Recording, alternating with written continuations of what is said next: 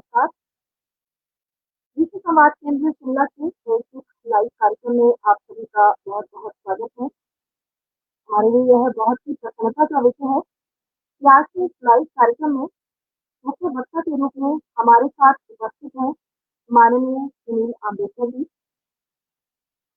आप नागपुर महाराष्ट्र से संबंध रखते हैं। आप सुप्रसिद्ध चिंतक, लेखक और विचारक भी हैं। आपने जीव विज्ञान में एमएससी की है। कई देशों की आप यात्रा कर चुके हैं। पूर्व में आप अखिल भारतीय विद्यार्थी परिषद के राष्ट्रीय संगठन मंत्री रहे हैं। आपके द्वारा लिखी गई पुस्तक 21st century RSS road map ahead काफी चर्चित रही है। वर्तमान में आप राष्ट्रीय स्वयंसेवक संघ अखिल भारतीय सह प्रचार प्रमुख के दायित्व का निर्वहन कर रहे हैं और आपका केंद्र मुंबई है। आपका आज के इस फेसबुक लाइव कार्यक्रम में बहुत बहुत स्वागत, अभिनंदन। हमारे साथ उपस्थित हैं विश्व संवाद केंद्र शिमला प्रमुख श्री दलेल सिंह ठाकुर जी।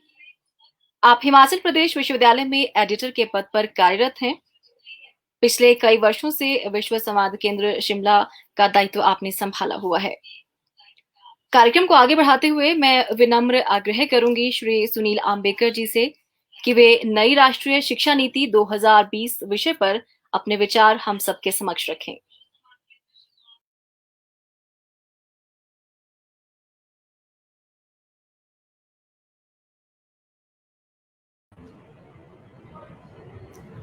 नमस्ते सबको। समझता हूं कि आवाज व्यवस्थित आ रही होगी।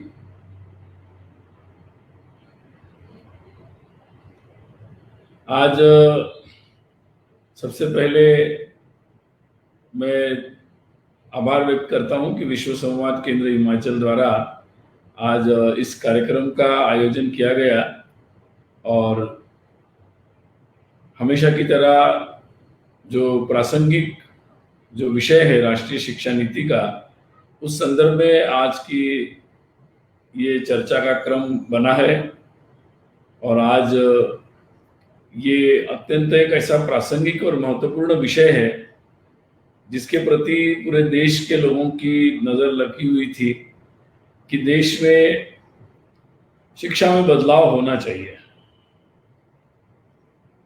और जब ये नई शिक्षा नीति, राष्ट्रीय शिक्षा नीति आई है, तो उसका देश भर में बड़े बड़े विद्वानों से लेकर सामान्य लोगों में भी, अभिभावकों में, छात्रों में उसके प्रति एक बड़ा उत्साह है। और आज इस विश्व संवाद केंद्र के इस कार्यक्रम के माध्यम से इस बात के बारे में और भी नई बातें जानने का एक प्रयास हम सब मिलकर करेंगे। देश में अभी अभी हम लोग कोरोना के संकट से गुजर रहे हैं और चीन हमारे पड़ोसी देश के साथ कुछ विवाद की घटनाएं हमारे सामने आई है। उन बातों से हम लोगों को जो बात समझ में आई और देश में इस समय भी जो बात आगे बढ़ी वो ये थी कि हमें आगे बढ़ना है, हमारे देश को अपने स्वयं उत्पादन में आगे बढ़ना है, जिसके लिए एक शब्द भी आया कि हमें आत्मनिर्भर भारत बनाना है। पहले भी ऐसे शब्द आए थे, समर्थ भारत, समृद्ध भारत, जिसमें हर एक के लिए स्थान हो, हर एक के लिए जगह हो। और आज पूरी दुनिया को देखने के बाद ये बात ध्यान में आती है कि हमारे लिए एक बहुत बड़ी चुनौती एक अवसर लेकर आई है और इस अवसर पर हम अपने तरीके से जिस तरह से प्रयास करेंगे, सरकार के स्तर पर, समाज के स्तर पर, हमारे नौजवान युवक युवतियां जितने उसके लिए तैयार होंगे, उससे आने वाले समय में हम लोग इस परिस्थिति में इस अवसर का एक उचित लाभ ले सकते हैं। ये बिल्कुल सही समय है कि जब हम ऐसे भारत के अवसर की, भारत के ऐसे बनने की संकल्प को पूरे देश में अनुभव कर रहे हैं। उस समय सबसे ज्यादा बड़ी आवश्यकता जो थी, वो आवश्यकता हमारे देश में उसके अनुरूप कार्य करने वाले ऐसे युवाओं को तैयार करने की थी। और उस दृष्टि से शिक्षा का महत्व बहुत ही अहम है और बहुत ही प्रासंगिक है। इस समय उसके उचित, जिसमें देश के प्रति स्वाभिमान तैयार हो, समाज के प्रति एक आत्मीयता, अपनापन तैयार हो, जमीन से जुड़े और साथ ही संकल्प आसमान तक पहुंचने का हो, अपने देश और देशवासियों को नई ऊंचाइयों तक, एक सुख और समृद्धि तक ले जाने का हो, ऐसा संकल्प और ऐसी क्षमता और ऐसा आत्मविश्वास जिससे मिलता हो, ऐसे शिक्षा की जरूरत, आवश्यकता देश को है। और उस आवश्यकता के अनुरूप जो बदलाव हमारी आज की वर्तमान शिक्षा प्रणाली में आवश्यक है, मैं मानता हूं कि उस दृष्टि से इस नई राष्ट्रीय शिक्षा नीति में एक बहुत बड़ा एक कदम, एक बहुत बड़ी पहल देखने को मिल रही है, अनुभव में आ रही है। ये उस समय भी आई है, इसका समय भी बहुत अच्छा है कि जिस समय देश में सब लोगों के मन में ये एक भाव भी आया है कि हाँ, ऐसा परिवर्तन होना चाहिए, उसके लिए ऐसे लोग चाहिए और हम आगे बढ़ सकते हैं। तो मैं मानता हूं कि ये सही समय पर ये नई राष्ट्रीय शिक्षा नीति आई है और उसका जो सारा संदर्भ अगर आज हम देखेंगे, जितनी भी बातें इसके अंदर में आई है, वो बातें बहुत ही आज के लिए रिलेवेंट और अगली पीढ़ी को तैयार करने के लिए बहुत ही प्रासंगिक है। अगर मैं इसके कुछ महत्वपूर्ण बिंदु, क्योंकि बहुत दिन से इसकी चर्चा चल रही है और हम लोग भी इसके कई सारे पहलुओं को हम लोग विस्तार से देख भी चुके होंगे, क्योंकि अभी ये संक्षिप्त इसका ड्राफ्ट बना, संक्षिप्त पॉलिसी है, ये केवल अंग्रेजी में 65 पेज की है और इसीलिए बहुत सारे लोग इसको पढ़ भी चुके होंगे, देख चुके होंगे, इसको अपनी तरीके से विश्लेषण भी कर रहे होंगे। मुझे लगता है कि सबसे महत्वपूर्ण इस पॉलिसी की अगर कोई बात है तो ये लोगों का जो एस्पिरेशन है, जो उनकी आकांक्षाएं हैं, उस दृष्टि से बहुत ही उसकी पूर्ति या उस दिशा में जाने के लिए सहयोग के रूप में एक करने वाली ये नीति है।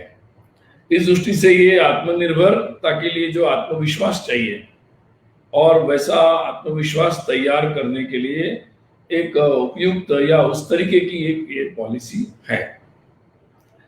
इसका और एक बात महत्वपूर्ण है कि ये हमारे देश के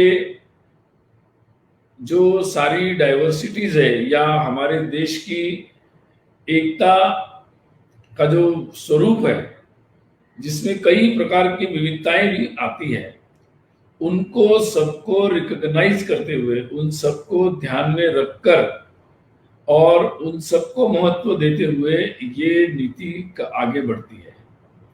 इस दृष्टि से ये नीति जो है, ये हमारे भारत की अनुरूप और भारत के लिए, भारत के लोगों के द्वारा बनाई गई नीति इसको मान सकते हैं।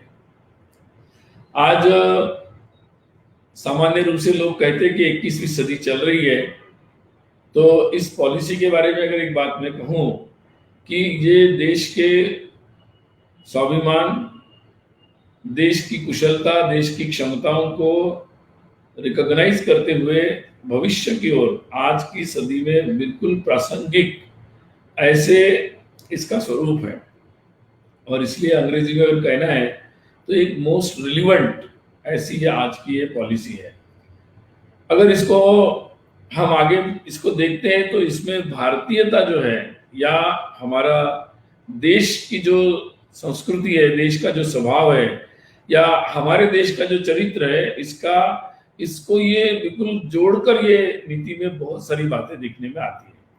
सबसे पहली बात, हमारे देश में बहुत सारे लोगों को अंग्रेजी के आवश्यक होने के कारण निश्चित रूप से हमारे देश में बहुत सारे लोग इसके प्रक्रिया से बाहर रहे। केवल उन्हें अंग्रेजी के दबाव के कारण वो उनकी जो टैलेंट है, बुद्धिमत्ता है, उनकी क्षमताएं हैं, उनका पर्याप्त उपयोग हम लोग नहीं कर पाए और कई लोग पिछड़ गए उसके कारण। आज मुझे लगता है कि अगर हमें आगे बढ़ना है तो हमें हमारे 100% हमारे देश के जो लोग हैं उनका सहभाग इस प्रक्रिया में चाहिए और इस दृष्टि से ये पॉलिसी हमारे 100% जो लोगों को, यानी जो स्कूल छोड़कर चले गए, उनको भी फिर से दोबारा स्कूल में लाने की बात ये नीति करती है। उसके लिए फंड, उसके लिए योजना, उसके लिए व्यवस्था की बात इसमें की गई है और ये एक बहुत ही बेसिक बात इसमें जोड़ी गई है। दूसरा, हम लोग देखते रहते हैं कि इसमें भारतीयता है। पहला मुद्दा है कि भारतीय भाषा, भारतीय मातृभाषा में शिक्षा, प्री प्राइमरी से लेकर प्राइमरी में अन्य भाषा भी सीखने के लिए प्रावधान, अनौपचारिक रूप से, आनंददायी स्वरूप से भाषा सीखने की एक विधि इसमें विस्तार से बताई है कि कैसे अनौपचारिक रूप से बच्चों को एक साथ 2-3 भाषाएं सिखाई जाएगी और उसके साथ साथ उसके बाद प्राथमिक शिक्षा पूरी तरह मातृभाषा या उसके जो स्टेट लैंग्वेज है उस भाषा में, जो हमारी भारतीय संवैधानिक जो भाषा सारी है,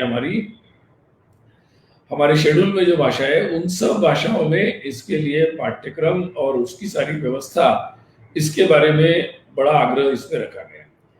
उच्च शिक्षा में भी सारे पाठ्यक्रम, हमारे व्यावसायिक जो पाठ्यक्रम है, मेडिकल, इंजीनियरिंग, एग्रीकल्चर, सारे पाठ्यक्रम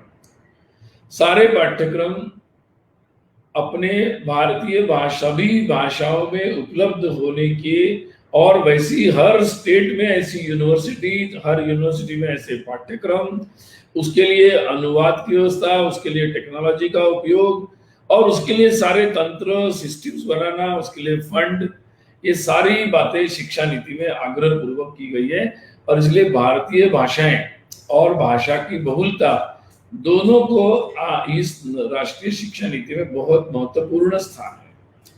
मुझे लगता है कि हमारे देश में जहाँ बहुत सारे लोग पीछे रह गए, उनको सामने आने के लिए और उनका पूरा देश के विकास में, अर्थतंत्र में सहभाग के लिए बहुत बड़े दरवाजे खोलने वाली ये नीति है।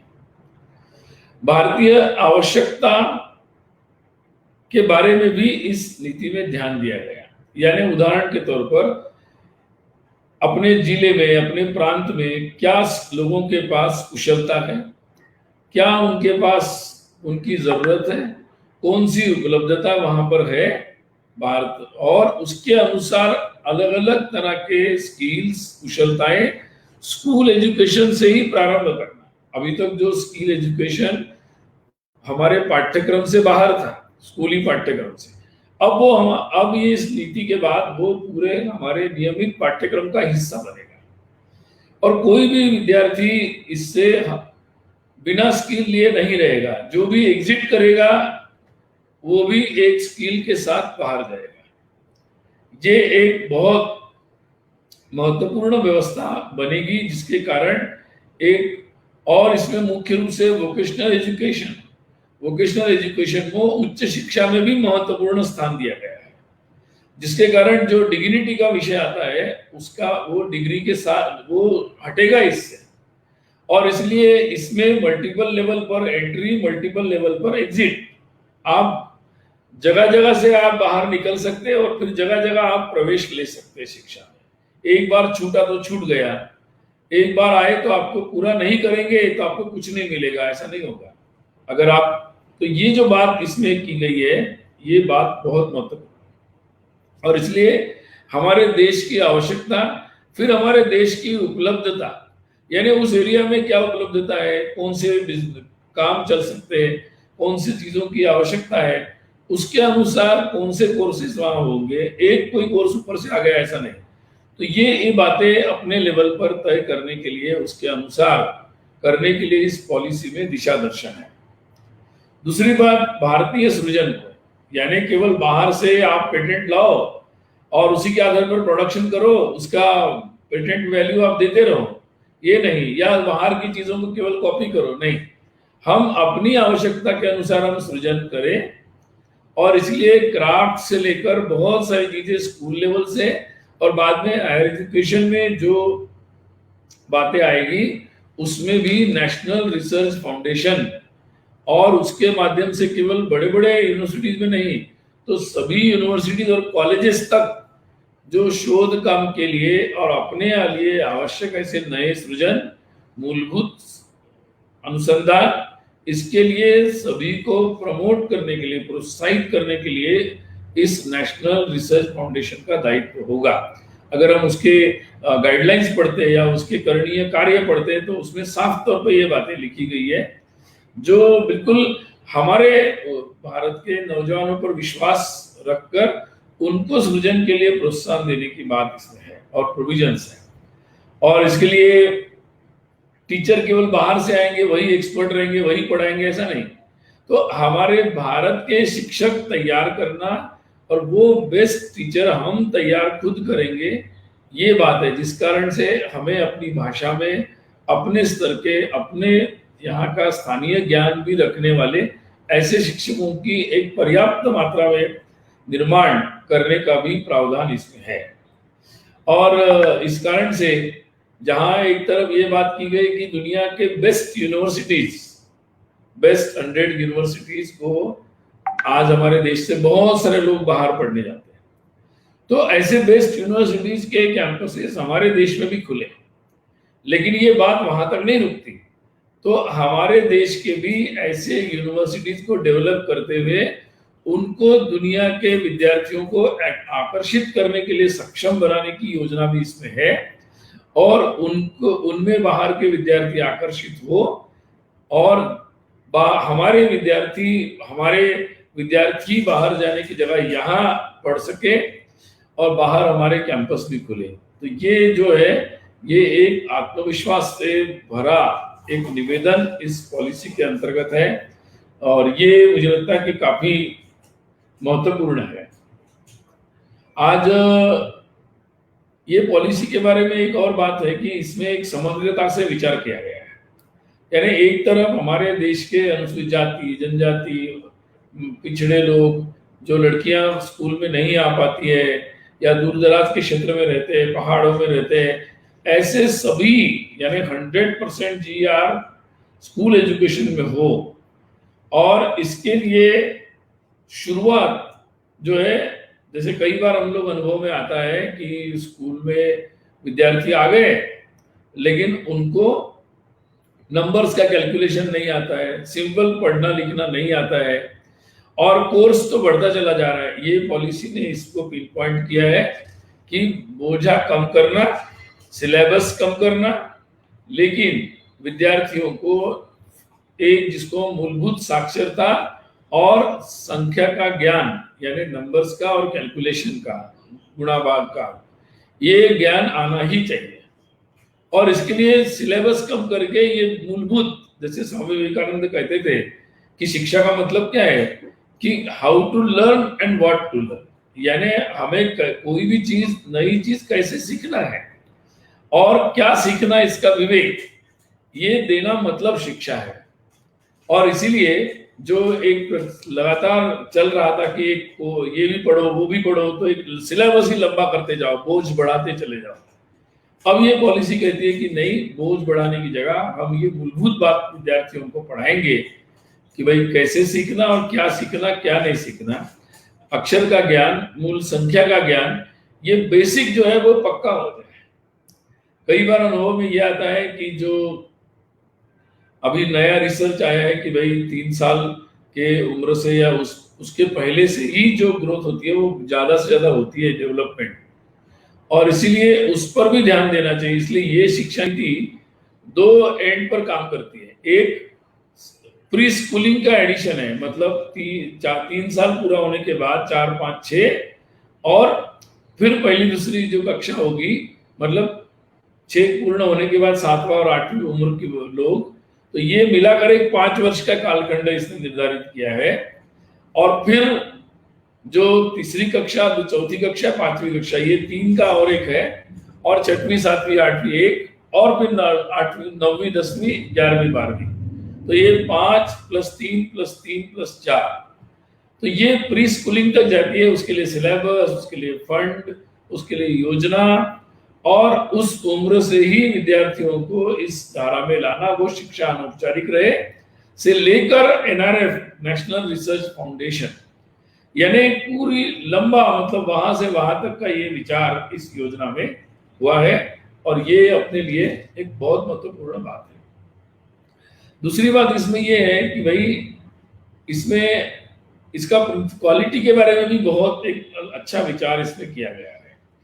वो विचार ये है कि अगर हमें बार बार ये ध्यान में आता है कि सब कुछ अच्छा है लेकिन हमारे शिक्षक अच्छे नहीं हैं, और इसीलिए शिक्षक अच्छे मिलने चाहिए, इस पर बहुत ज्यादा जोर इस शिक्षा नीति में दिया गया है। यानी 4 वर्ष का शिक्षक बनने का पाठ्यक्रम, बीएड कोर्स, उसमें जो अभी हमारे देश में जो एक दुकान एक खड़ी हो गई थी, single alone stand alone institute, single बिल्कुल बीएड चल रहा है 1 साल का, कुछ तो अच्छे थे लेकिन बहुत सारे अच्छे नहीं थे। और अगर इसीलिए शिक्षक अच्छे हो, उनको केवल अपने सब्जेक्ट के बारे में नहीं, तो जो विद्यार्थियों की मानसिकता, उनके साथ और बहुत सारी गतिविधि करनी है, उसके बारे में, टेक्नोलॉजी के बारे में, देश में और जो नई नई बातें हो रही उसके बारे में, ये सब विषयों का एक ठीक से प्रशिक्षण उनको मिले और वो शिक्षक बनने के लिए जाएं। तो ये जो एक अपने शिक्षक ठीक से बनाना, तो क्योंकि हम जानते हैं कि चाणक्य जैसे गुरु जिसको मिल जाए तो चंद्रगुप्त का निर्माण पक्का है।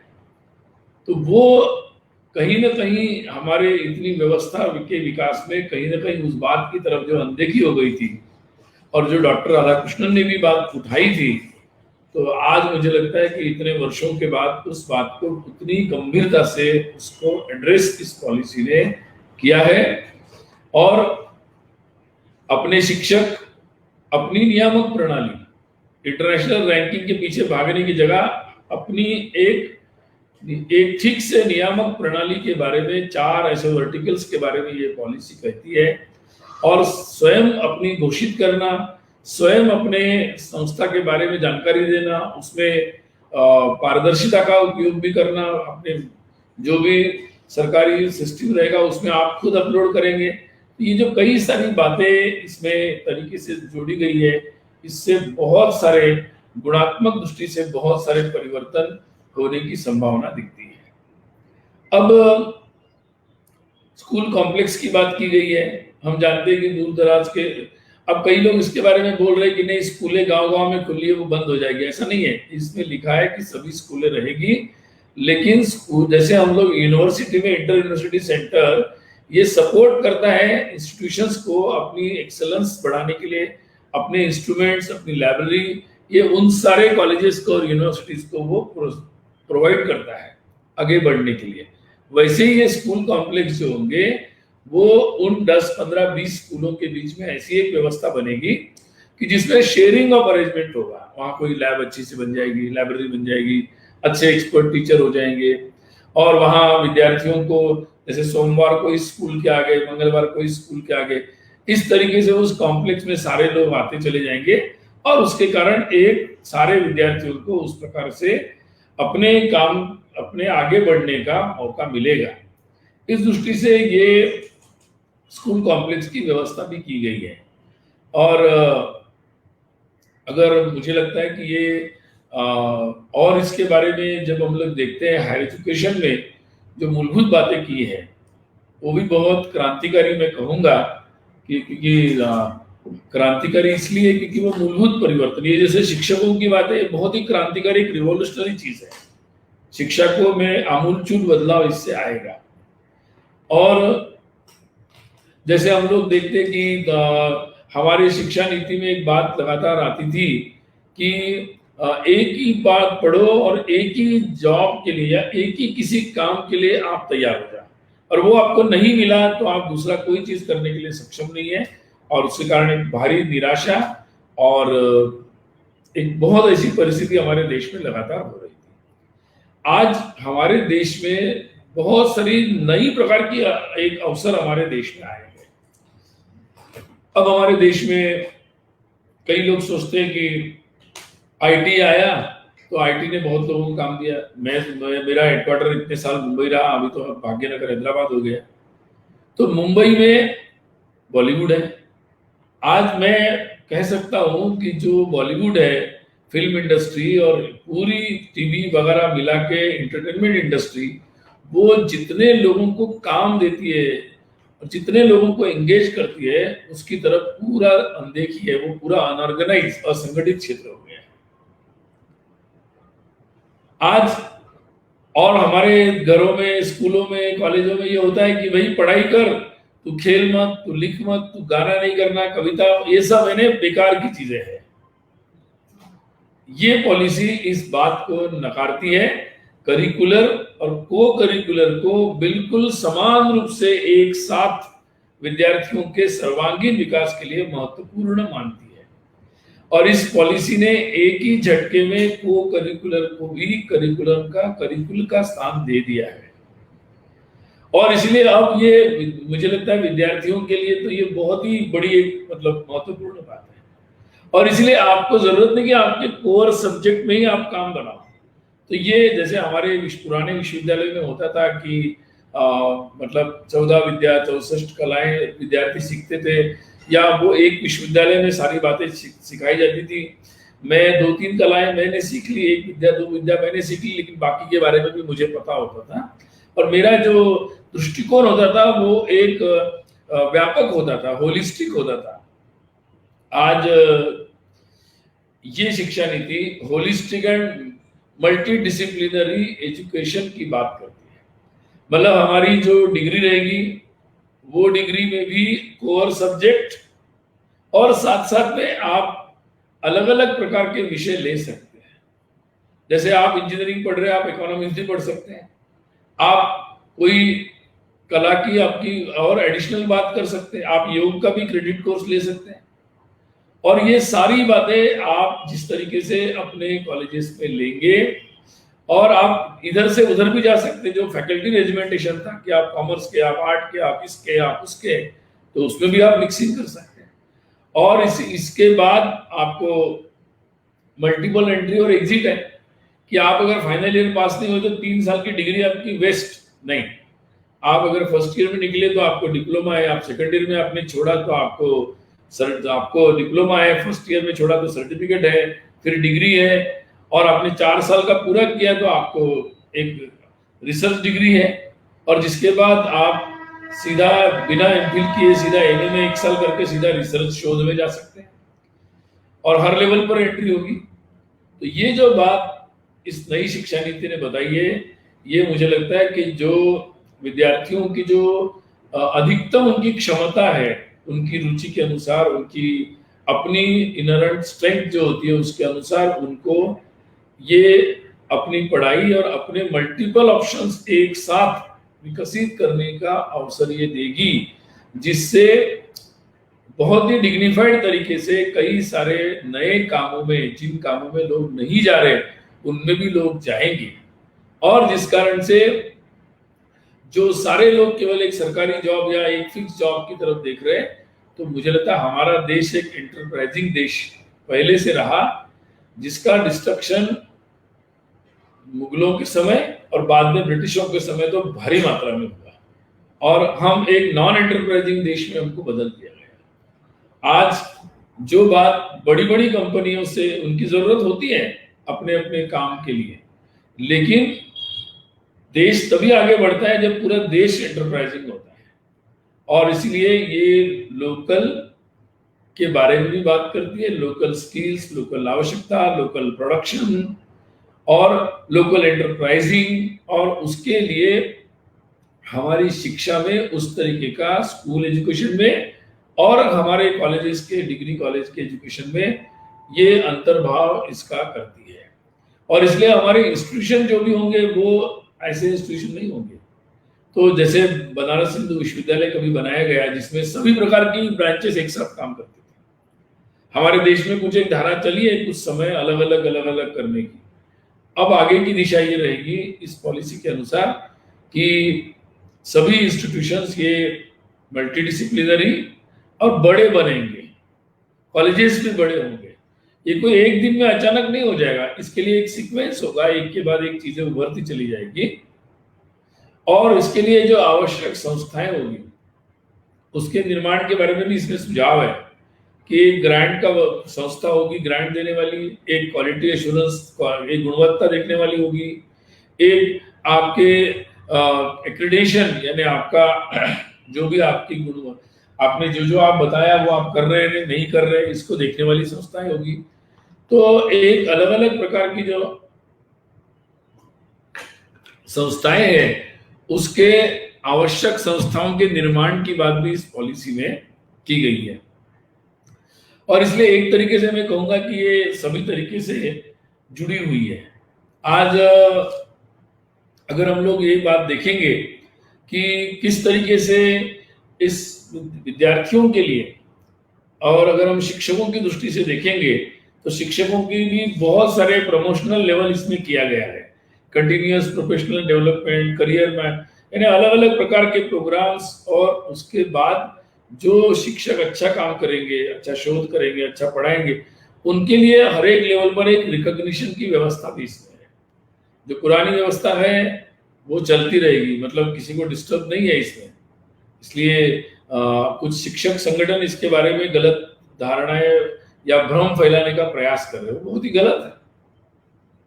तो ये शिक्षकों की दृष्टि से और ये इस तरीके के जो विद्यार्थियों के व्यापक विकास और सारे इंस्टीट्यूशंस का इस तरीके से विकास, जिस कारण से और जिसके लिए फंड्स यानी स्टेट और सेंट्रल मिलाकर ऐसे कॉम्बिनेशन और शेयरिंग होगा कि जिससे 6% ऑफ द जीडीपी कैसा खर्च होगा इसके बारे में ये पॉलिसी बोल रही है। उसके बारे में एक योजना इस पॉलिसी में प्रस्तुत की गई है।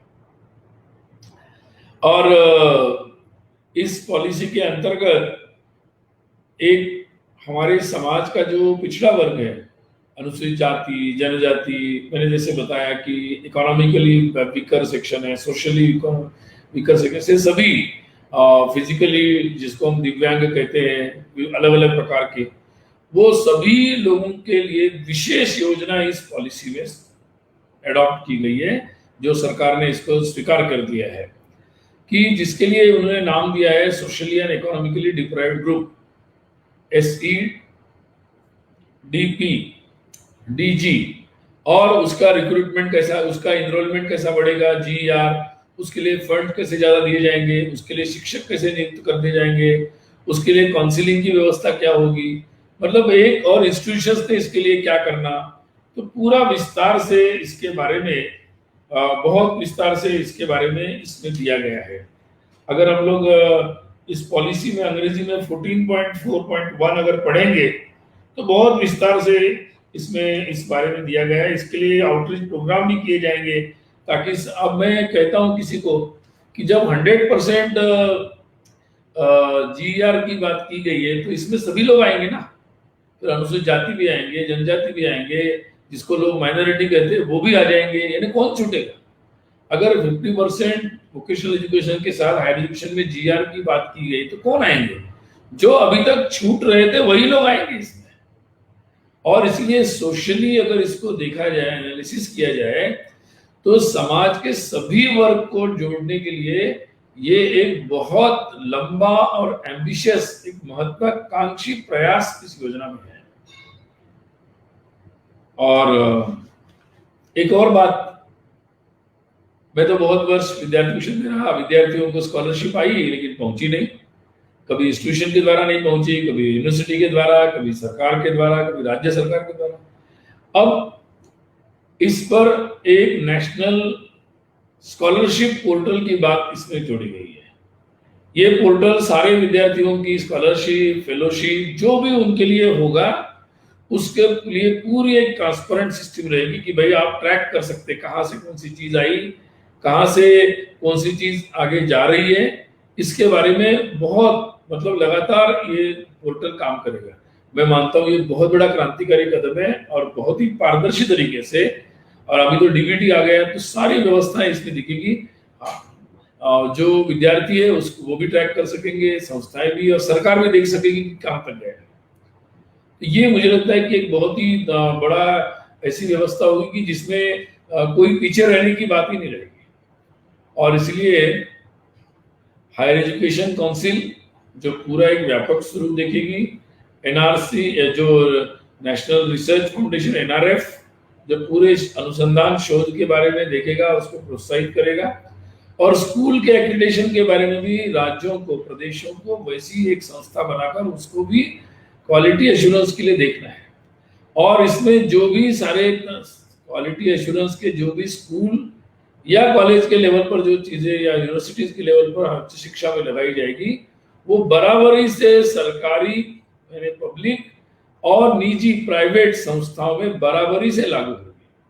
ये जो देश में अभी तक चल रहा था कि भाई आप जिसको सरकार ग्रांट देती वो मनमाने तरीके से चलेंगे, पहली बार देश में नीट परीक्षा लागू हुई और सारे प्रवेश को भी एक दिशा में लाया गया। बहुत सारे लोग इसकी विचार कर रहे थे।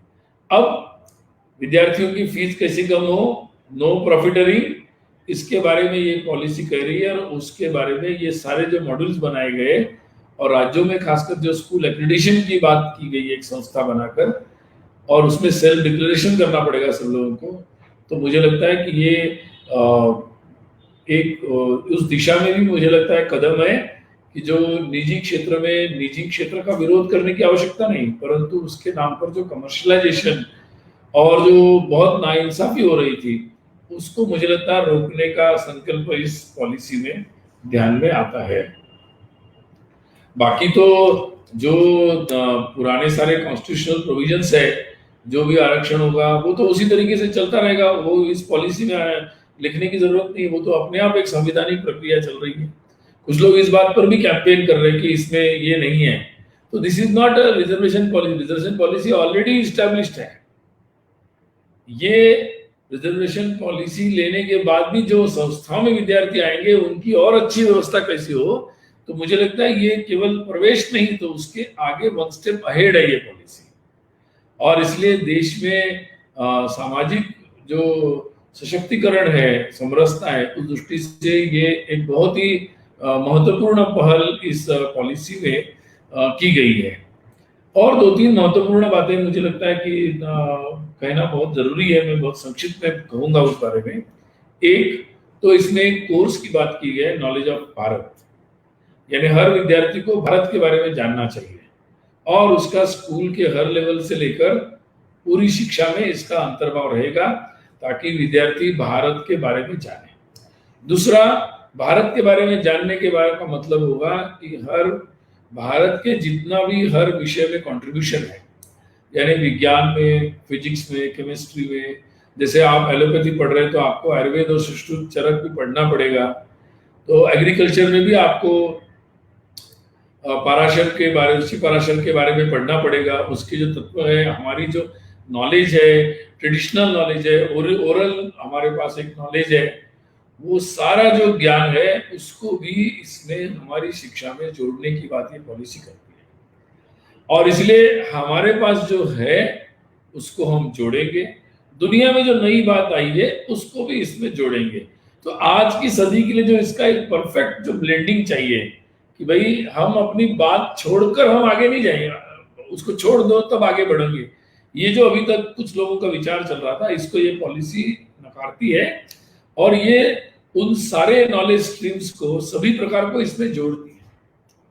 और इसलिए इसमें उन सभी बातों का सहभाग, उन सभी का एक इंटीग्रेशन इस पॉलिसी में किया गया। इसलिए आगे जो एनसीईआरटी के लिए नेशनल करिकुलम फ्रेमवर्क जो बनेगा उसमें इन सब बातों का आधार बनाया जाएगा ताकि विद्यार्थी को स्थानीय इतिहास, इसका भी है कि स्थानीय कितना होगा, प्रदेश का कितना, राष्ट्रीय कितना, अंतर्राष्ट्रीय कितना, तो इसका कोई एक क्रम रहे ना, ये क्रम की भी बात प्रिंसिपल के रूप में ये पॉलिसी करती है। और इसलिए भारतीय भाषा, भारतीय ज्ञान, और ये बात आपको मैं जोड़ना चाहता हूं कि ये पॉलिसी में अपने विद्यार्थियों को अपने समाज और संस्कृति के बारे में जानना चाहिए। इसके बारे में काफी गहराई से मतलब किया गया है। जैसे हमारे श्रम की गरिमा और भारतीय कला और शिल्पकला के बारे में व्यावसायिक कार्यक्रमों पर जोर दिया जाएगा और प्रत्येक बच्चा कम से कम एक व्यवसाय सीखे और कई बातों को अवगत करे, इसके बारे में आग्रह किया गया। दूसरी बात कि हमारे स्थानीयता, तो स्थानीय जो हमारे मास्टर्स होंगे, मतलब जिनको कला के बारे में अलग अलग हमारी विधाओं के बारे में जानते हैं, उनके बारे में पाठ्यक्रम में आएगा। उन कलाकारों को मास्टर ट्रेनर के रूप में स्कूल में बुलाया जाएगा, उसके लिए फंड की व्यवस्था होगी और वो अपनी भारतीय भाषाओं में वो कला और संस्कृति के बारे में ज्ञान देंगे। केवल देंगे नहीं तो उसकी अभिव्यक्ति बच्चों में विकसित करने के लिए उनके लिए वैसे कार्यक्रम किए जाएंगे, उनको छात्रों के सामने वैसे कार्यक्रम प्रस्तुत करने की बात की गई है। भारतीय भाषाओं में जैसे स्थानीय कलाकारों, लेखकों, शिल्पकारों और अलग अलग प्रकार के जो लोग हैं और खासकर हमारे जनजाति क्षेत्र, उसके भारतीय ज्ञान, इन सब को अकोमोडेट करने की बात इसमें की गई है पॉइंट नंबर 18 में। और अलग अलग भाषाओं में जो ज्ञान है उसके बारे में वीडियो, नाटक, कविता, उपन्यास, पत्रिका, इसके अनुवाद करते हुए उनको भी अपडेट करते हुए या हमारी भारतीय भाषाओं में शब्दकोश और उसकी शब्दावलियों को विकसित करने की बात भी प्रभावी ढंग से करने के बारे में इसमें योजना रखी गई है। तो इस दृष्टि से हमारे संस्कृत के और भारतीय भाषा, उसके लिए नए संस्थान बनाए जाएंगे, नई यूनिवर्सिटी बनाई जाएगी। हर यूनिवर्सिटी में इन सब भाषाओं के विकास के लिए डिपार्टमेंट्स खोले जाएंगे और उसमें मुख्य धारा में केवल संस्कृत अलग नहीं होगा या भारतीय भाषाएं अलग से नहीं पढ़ाई जाएगी, तो मुख्य धारा की जो संस्थाएं हैं उनमें इनका प्रवेश होगा और हर एक भाषा में विकल्प के रूप में ये सारे पाठ्यक्रम उपलब्ध कराए जाएंगे। आज तो हम टेक्नोलॉजी है, हम इंटरफेस से कई सारी भाषा में एक ही चीज को समझ सकते हैं, तो उसका भी इसमें बहुत सारे उपयोग करने के बारे में उसके प्लेटफॉर्म्स, वेब आधारित पोर्टल वगैरह वगैरह बहुत सारी बातें इसमें की गई है। और इसके साथ साथ ये टेक्नोलॉजिकल इंटीग्रेशन के बारे में भी बात की गई है। हम लोग अपने आने वाले समय में स्कूलों में और कॉलेज में हमारे जो पूर्व विद्यार्थी है उसके नेटवर्क के बढ़ाने के बारे में बात की गई है।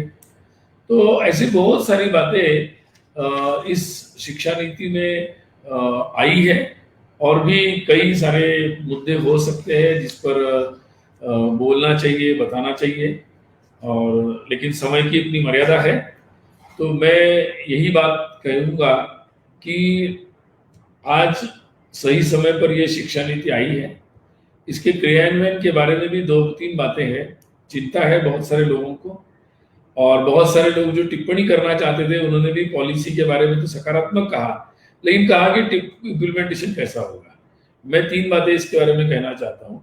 एक तो ये पॉलिसी अचानक कुछ लोगों ने लिख दी, ऐसी पॉलिसी नहीं है, तो 5 वर्ष 6 वर्ष से चल रही है, इस पर भी कुछ लोगों की टिप्पणी हो सकती है, लेकिन मैं मानता हूँ कि देर से हुआ लेकिन अच्छा हुआ, क्योंकि बहुत सारे लोगों ने इसमें भाग लिया और पहले भाग लिया, फिर एक पॉलिसी आई, फिर वो पब्लिक डोमेन में रखी गई, फिर उस पर लोगों ने प्रतिक्रियाएं दी लाखों में, फिर उसको जोड़ा गया, फिर एक ड्राफ्ट आया, फिर वो 500 पेज का ड्राफ्ट फिर पब्लिक डोमेन में रखा गया, फिर 2 लाख के ऊपर लोगों की प्रतिक्रियाएं आई और कंसल्टेशन के रूप में सामान्य हमारे तहसील के लोगों से लेकर एकेडमिक हर फील्ड के लोगों के साथ इंटरेक्शंस हुए, विद्यार्थियों के साथ हुए, टीचर्स के साथ हुए, तो बहुत एक लंबा समय में इंटरेक्शन हुई है। इसलिए पब्लिक का जो सहभाग है उसके कारण ये इसका जो प्रेस्टीज पॉइंट नहीं था कि कुछ विद्वानों ने बना दी वही फाइनल है देश के लिए, नहीं, तो सभी के जितने विचार आए उनको जोड़कर जो वादे जायते तत्वबोधा,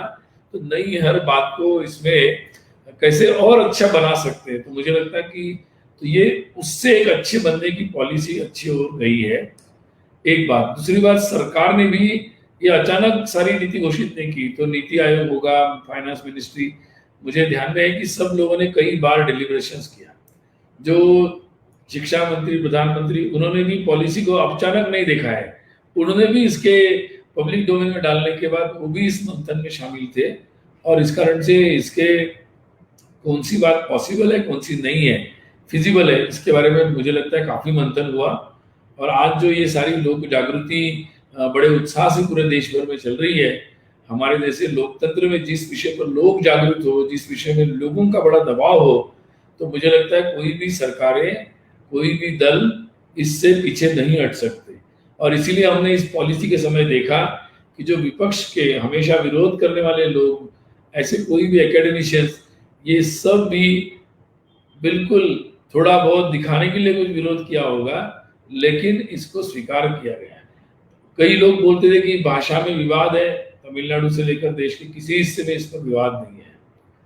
तो मुझे लगता है कि ये एक बहुत अच्छा सुचारू रूप से एक मार्ग जो नई पीढ़ी और नए जमाने के अनुसार हो, हमें भारत को आत्मनिर्भर और सक्षम समृद्ध बनाने के लिए हो, हमारे युवाओं की, विद्यार्थियों की, आने वाली पीढ़ी की आशाओं को बिल्कुल पूरे ऊंचाइयों तक ले जाने की बात हो, इस दृष्टि से इस पॉलिसी को देख सकते हैं। लेकिन इसके क्रियान्वयन की दृष्टि से इसकी इतने व्यापक रूप में चर्चा, और यूनिवर्सिटीज, स्टेट गवर्नमेंट्स, लोग, अभिभावक, हर एक को इसमें पहल करने की जरूरत है। और पूरे समाज अगर इसमें एक मूवमेंट की तरह, कि जैसे हमारे पूरे राष्ट्र का अगर परिवर्तन होना है, तो ये कोई एक सरकार का और एक नीति लिखने वालों का विषय नहीं है। तो ये मुझे लगता है कि हर स्कूल में अभिभावकों के द्वारा पूछा जाना चाहिए कि भाई हमें ऐसी शिक्षा चाहिए। और ये इस तरह की जब मूवमेंट देश में होती है, तब परिवर्तन जिस दिशा में, सही अर्थ में परिवर्तन होते हैं। तो आज उस तरीके का एक वातावरण पूरे देश में है, उस वातावरण में ये शिक्षा नीति आई है। तो आज भारत जहाँ एक पूरा विश्वगुरु की दिशा में जा रहा है, तो निश्चित रूप से ये पॉलिसी हमें उस दिशा में बढ़ने के लिए उपयोगी होगी, ऐसा मेरा विचार है। मुझे जितनी बातें कुछ समझ में आई, उसमें से कुछ हिस्सा समय की मर्यादा में मैंने आपके सामने रखा है। आयोजक अगर इस पर कुछ प्रश्नोत्तर करना चाहते हैं तो कर सकते हैं। धन्यवाद महोदय। हमारे बहुत से दर्शक हैं जो ये लाइव कार्यक्रम देख रहे हैं और आपसे कुछ प्रश्नों के उत्तर जानने को भी इच्छुक हैं। तो कुछ चयनित प्रश्न हैं जिनका मैं आपसे जवाब चाहूँगी। जैसा कि आपने कहा कि नई शिक्षा प्रणाली में प्रत्येक छात्र को डिग्री या डिप्लोमा मिलने का प्रावधान है। इसी संदर्भ में ये हिमाचल प्रदेश विश्वविद्यालय के कपिल कुमार जी ने प्रश्न पूछा है। ये जानना चाहते हैं कि मुरली मनोहर जोशी के समय अनुभवी टेक्नीशियन को डिग्री डिप्लोमा देने का प्रावधान था, तो क्या जो नई शिक्षा नीति है उसमें भी इस तरह की कोई व्यवस्था की गई है? नहीं, मैं वही कह रहा था कि शिक्षा नीति में इसका वैसा सहभाग नहीं है, लेकिन भारत सरकार की ये ऑलरेडी पॉलिसी है, स्किल मिनिस्ट्री में ऐसा प्रोग्राम है जो 4 दिन के ओरिएंटेशन के बाद उनकी स्किल को रिकॉग्नाइज करके उनको स्किल्ड घोषित करती है। और इस दृष्टि से वो व्यवस्था अभी भी चल रही है। ये पॉलिसी उसमें और एक 2 कदम आगे जा रही है कि जिसके पास जो स्किल है उनको वो स्कूल में उस स्किल का पढ़ाने के लिए बुलाएंगे। इसलिए कारीगरों को, कलाकारों को, सबको पाठ्यक्रम में प्रत्यक्ष जो लोग उस पर काम कर रहे हैं उनको रिकॉग्नाइज करके बुलाया जाएगा, पहली बात। और दूसरा, मैंने इसका उल्लेख भी किया। और दूसरी बात, विद्यार्थी को, हर विद्यार्थी को कोई ना कोई स्किल उसकी रुचि की हो या वहाँ की आवश्यकता, उस एरिया की आवश्यकता हो, वैसे पाठ्यक्रम, इसलिए स्कूलों का इनिशिएटिव करना पड़ेगा, जिले को करना पड़ेगा कि भाई हमारे जिले में कौन सी जरूरत है, क्या हम कर सकते हैं। तो जितना होमवर्क हर एक लेवल पर होगा उतना ये बढ़िया से हो जाएगा। इसलिए उनको रिकॉग्नाइज करती है ये पॉलिसी। आपके अगर एक वाक्य में जवाब देना है तो हाँ। आपने अपने व्याख्यान में थिएटर और सिनेमा का भी जिक्र किया। इसी को लेकर हमारा अगला प्रश्न है। ये टूरिज्म कंसल्टेंट ईशानी जी हैं और ये जानना चाहती हैं कि थिएटर और सिनेमा को बढ़ावा देने के लिए जो नई शिक्षा नीति है उसमें क्या कुछ विशेष किया गया है? नहीं, मैंने जैसे कहा ना कि स्कूल में वो करिकुलर जो सारी बातें हैं, जिसको हम एक्स्ट्रा करिकुलर भी बोलते हैं कई लोग, और उसको थोड़ा सा इतर बोल के बाहर करते थे या उसको महत्वपूर्ण नहीं मानते थे, तो उन सबसे पहले कि इस नीति में उसको महत्वपूर्ण के रूप में बराबरी में उसको स्वीकृत किया है। और उसके लिए फिर शिक्षा, उसके लिए प्रोत्साहन कार्यक्रम, इसके बारे में कहा गया है।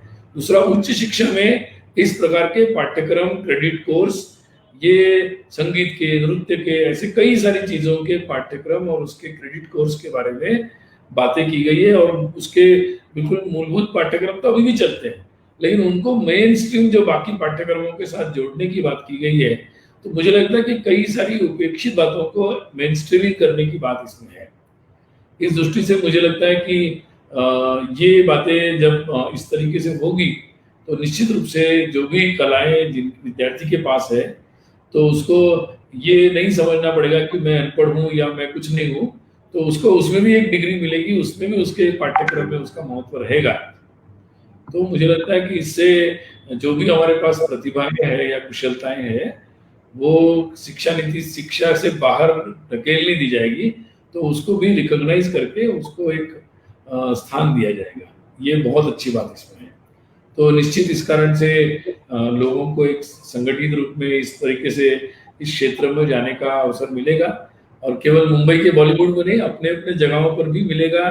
और आजकल जो जैसा टूरिज्म भी प्रारंभ हुआ है, गांव में रहने का है, और लोकल लोग देखना चाहते हैं, जिसको आजकल लोग इथनिक टूरिज्म भी बोलते हैं, गलत शब्द है वो, फिर भी स्थानीय संस्कृति को देखना। तो ये कई सारी चीजों के लिए मुझे लगता है कि ये कई सारे जो नए उद्योग या रोजगार उपलब्ध हो रहे जिसको हम, विद्यार्थी उसको रोजगार नहीं मान रहे, समाज में नहीं मान रहा है, तो उसको इस तरीके से, जिसको मैं कहूँगा इंस्टीट्यूशनलाइजेशन होगा उन सारी बातों का इसमें, और उसको एक प्रतिष्ठा मिलेगी।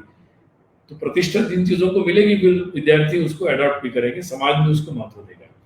तो एक ही करियर के नाम पर जो बहुत सारा तनाव समाज में निर्माण होता है, विद्यार्थियों पर दबाव आता है, उस कारण से जो प्राइवेट ऐसे कोचिंग तैयार होते हैं कि जो बिल्कुल इसकी एक गलाकाट प्रतिस्पर्धा में उतार देते हैं, और बहुत सारे लोग उसके कारण, अभाव के कारण बाहर हो जाते हैं, और विद्यार्थी पर भी दबाव आता है कि यही करना है, नहीं तो कुछ नहीं कर सकते।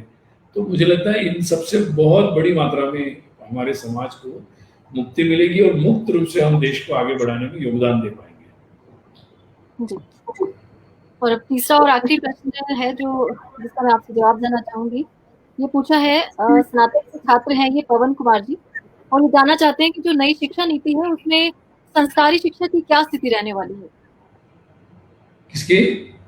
संस्कारी शिक्षा की क्या स्थिति रहने वाली है? शिक्षा तो मुझे लगता है मैंने अपने वक्तव्य में इसके बारे में काफी विस्तार से बताया कि इसमें भारत के जानो, मतलब नॉलेज ऑफ इंडिया नाम का एक पाठ्यक्रम भी इसमें सब लेवल पर जोड़ा जाएगा, और हमारे जितने भी कला संस्कृति की बातें हैं, ज्ञान है, ये सारी बातें आएगी। और शिक्षकों को जिस तरीके से प्रशिक्षण किया जाएगा, उसमें ये मूल्य शिक्षा, और उसको एक सहज तरीके से, मतलब कोई पाठ्यक्रम के रूप में नहीं, सहज तरीके से उसके लिए विजिट, सर्वेज, लोगों में जाना, जिसको हम व्यवहारिक बोलते हैं, ये कई सारी बातें इसमें जोड़ी गई है।